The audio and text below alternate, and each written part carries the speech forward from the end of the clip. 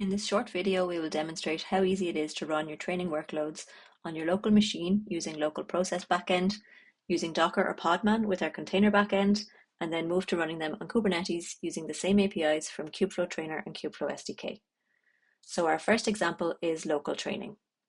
You can run single node local training using the local process backend. So we install the Kubeflow SDK, we define our training function, and then we configure the local process backend. So we set the backend config. Then we initialize the client, passing in the backend config. We can use the list runtimes API to list the available training runtimes for our train job. And then we run the train job, passing in our training function, any extra packages we want to install, and our runtime. We can then use the get job and get job logs APIs to find the status of our train job.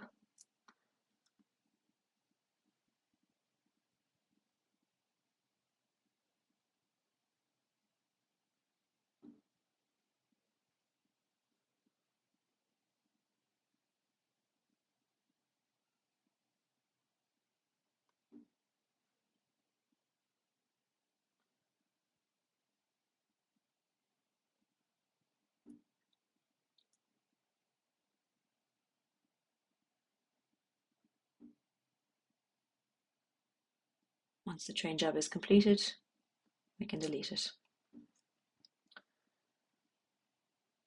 Our next example demonstrates single node training on the container backend. Notice how the steps here are the same as the previous example with a few small changes. We install the Kubeflow SDK and we define our training function. Then we configure our container backend. It will use Docker by default, and Podman can also be used.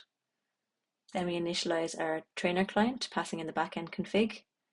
Again, we can list the available training runtimes for our train job, and then we run the train job, passing in our training function, any extra packages you want to install, and our runtime.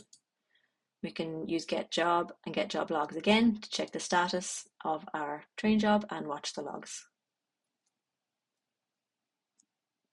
Once the training is finished, we can delete the job. Our final example shows how we can now move to training on a Kubernetes cluster, still using the same API calls as before. So as before, we install Kubeflow SDK and define our training function. Then we initialize the Kubernetes client, which is our default client, our default backend. We can list the training runtimes and run the train job as before. This time we are setting the training function. We're also adding how many nodes we would like and the resources per node, as well as the runtime. Then we can wait for the job status to turn to running. You can see here that it's running, and we can also use the get job logs API to watch our logs.